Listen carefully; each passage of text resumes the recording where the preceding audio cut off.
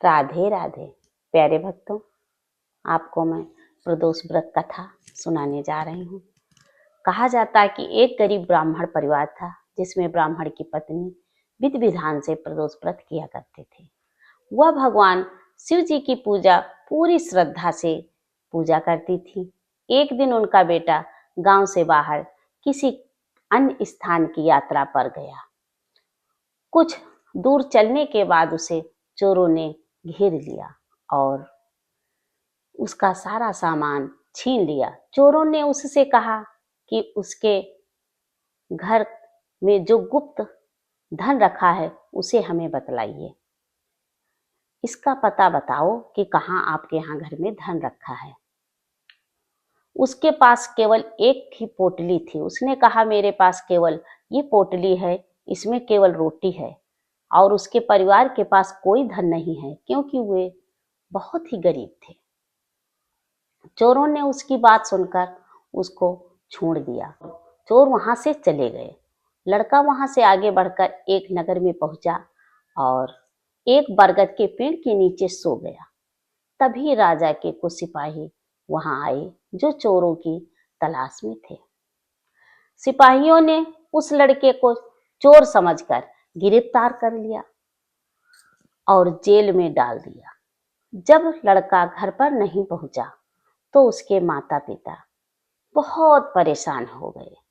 उस दिन प्रदोष व्रत था। उसकी माता प्रदोष व्रत थी और उसकी माँ का भगवान शिव से अपने बेटे की सुरक्षा के लिए प्रार्थना करने लगी। माँ की श्रद्धापूर्ण प्रार्थना भगवान शिव ने सुन ली। उस रात राजा के सपने में भगवान शिव प्रकट हुए और उसे बताया कि जो लड़का जेल में बंद है वह निर्दोष है। अगर उसे मुक्त नहीं किया गया तो राजा का सारा वैभव समाप्त हो जाएगा। ऐसा सुनकर राजा ने अगले दिन ही लड़के को जेल से रिहा करने का आदेश दिया। जब लड़का दरबार में लाया गया तो उसने पूरी घटना सुनाई। उसके माता पिता भी दरबार में पहुंचे। राजा ने उन्हें उनका बेटा सौंप दिया और आभार स्वरूप 5 गांव दान कर दिए, ताकि उनका जीवन सुखपूर्वक व्यतीत हो। इस प्रकार भगवान शिव की कृपा से उस ब्राह्मण परिवार का जीवन सुखमय हो गया। पूजा विधि।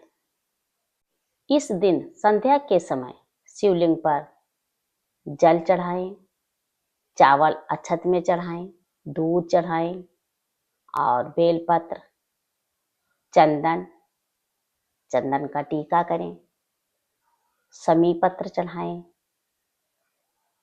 धतूरा चढ़ाएं। हो सके तो कमल का फूल मिल जाए तो बहुत ही अच्छा है, क्योंकि शंकर भगवान बहुत प्रसन्न होते हैं। बेलपत्र तो जरूरी है, बेलपत्र और धूप जलाएं, दीपक जलाएं और कुछ भोग में जो हो उसको भोग लगाएं। ये सब अर्पित करें, क्योंकि भगवान की विधि पूर्वक पूजा करना अत्यंत लाभदायी माना जाता है। प्रदोष व्रत केवल एक उपवास नहीं, बल्कि आत्मशुद्धि शिव भक्ति का उत्सव है।